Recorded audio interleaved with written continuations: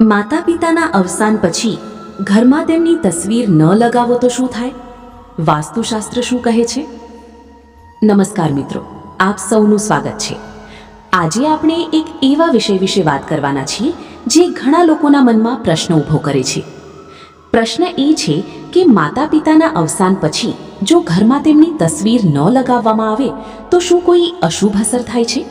શું પૂર્વજો નારાજ થાય છે? અને આ વિષયમાં વાસ્તુશાસ્ત્ર શું કહે છે?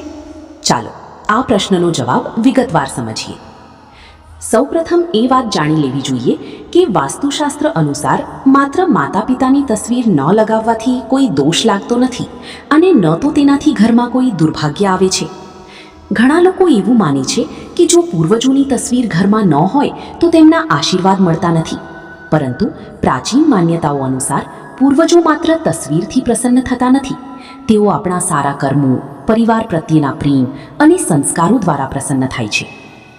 વાસ્તુશાસ્ત્રમાં એવું જણાવવામાં આવ્યું છે કે જો કોઈ વ્યક્તિ પોતાના માતા પિતા અથવા પૂર્વજોની તસવીર ઘરમાં રાખવા માંગતો હોય તો તેની યોગ્ય દિશા અને યોગ્ય સ્થાનનું ધ્યાન રાખવું જોઈએ. માન્યતા અનુસાર પૂર્વજોની તસવીર દક્ષિણ દિશાની દિવાલ પર લગાવવી શુભ માનવામાં આવે છે, કારણ કે દક્ષિણ દિશા પિતૃઓની દિશા તરીકે ઓળખવામાં આવે છે. પરંતુ તેમની તસવીર પૂજા ઘરમાં, ભગવાનની મૂર્તિઓની સાથે, રસોડામાં, શયનખંડમાં અથવા મુખ્ય દરવાજાની સામે લગાવવી યોગ્ય માનવામાં આવતી નથી. ઘણા લોકો પોતાના માતા પિતાને ભગવાન સમાન માને છે, પરંતુ વાસ્તુશાસ્ત્રમાં દેવતાઓ અને પૂર્વજોના સ્થાન અલગ રાખવાની સલાહ આપવામાં આવી છે, કારણ કે ભગવાનની ઉપાસના અને પૂર્વજોના સ્મરણની પદ્ધતિ અલગ છે. તેથી જો ઘરમાં માતા પિતાની તસવીર રાખવામાં આવે તો તેને સ્વચ્છ, શાંત અને સન્માનજનક સ્થાન પર રાખવી જોઈએ. હવે પ્રશ્ન એ થાય છે કે જો ઘરમાં તસવીર ન રાખવામાં આવે તો શું પૂર્વજો નારાજ થાય છે? વાસ્તુશાસ્ત્ર અને ધાર્મિક માન્યતાઓ અનુસાર તેનો જવાબ છે નહીં. પૂર્વજો માટે સૌથી મોટો આદર એ છે કે આપણે તેમના દ્વારા આપવામાં આવેલા સંસ્કારોને જીવનમાં ઉતારીએ, પરિવારના સભ્યો વચ્ચે પ્રેમ અને એકતા જાળવીએ અને જરૂરિયાતમંદ લોકોની મદદ કરીએ. જે વ્યક્તિ પોતાના માતા પિતાનું સન્માન કરે છે અને તેમના બતાવેલા માર્ગ પર ચાલી છે તેના પર પૂર્વજોની કૃપા હંમેશા બની રહી છે, એવી માન્યતા છે.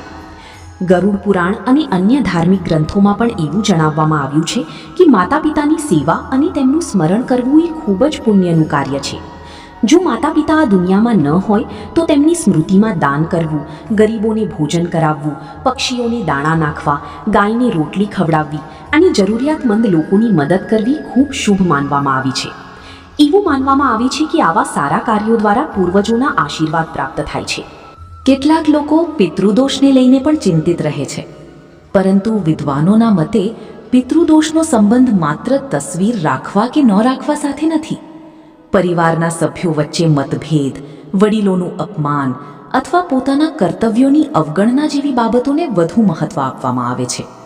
તેથી જીવનમાં સારા વિચારો, સારા સંસ્કારો અને સારા કર્મોનું પાલન કરવું એ જ સૌથી મોટું વાસ્તુ છે. વાસ્તુશાસ્ત્રમાં એવું પણ કહેવામાં આવ્યું છે કે પૂર્વજોની તસવીરની સામે રોજ દીવો કે અગરબત્તી કરવી ફરજિયાત નથી.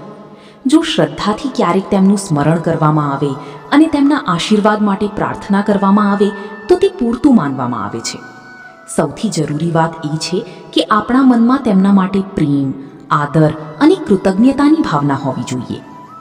મિત્રો, માતા પિતા આપણા જીવનના પ્રથમ ગુરુ હોય છે. તેઓ આપણને ચાલતા શીખવે છે, બોલતા શીખવે છે અને જીવન જીવવાના સંસ્કારો આપે છે. ભલે તેઓ આજે આપણી વચ્ચે ન હોય, પરંતુ તેમની યાદો અને તેમના આશીર્વાદ હંમેશા આપણી સાથે રહે છે. તેથી ઘરમાં તેમની તસવીર હોય કે ન હોય, તેમના પ્રત્યેનો પ્રેમ અને સન્માન ક્યારેય ઓછું ન થવું જોઈએ. તો મિત્રો, વાસ્તુશાસ્ત્ર અનુસાર માતા પિતાના અવસાન પછી તેમની તસવીર ન લગાવવાથી કોઈ અશુભ ઘટના થતી નથી. જો તસવીર લગાવવામાં આવે તો તેને યોગ્ય સ્થાન અને યોગ્ય દિશામાં રાખવી જોઈએ. અને જો તસવીર ન રાખવામાં આવે તો પણ સારા કર્મો, દાન પુણ્ય અને તેમના સંસ્કારોનું પાલન કરવું એ જ તેમની માટે સૌથી મોટી શ્રદ્ધાંજલિ માનવામાં આવે છે. મિત્રો, તમને શું લાગે છે? શું માતા પિતાની સાચી યાદ માત્ર તસવીરમાં છે કે તેમના દ્વારા આપવામાં આવેલા સંસ્કારોમાં? તમારો અભિપ્રાય કોમેન્ટમાં જરૂર જણાવજો. જો તમને આવી જ વાસ્તુશાસ્ત્ર, ધાર્મિક અને જીવન ઉપયોગી માહિતી ગમતી હોય તો વિડીયોને લાઈક કરો, શેર કરો અને ચેનલને સબસ્ક્રાઇબ કરવાનું ભૂલશો નહીં. ધન્યવાદ.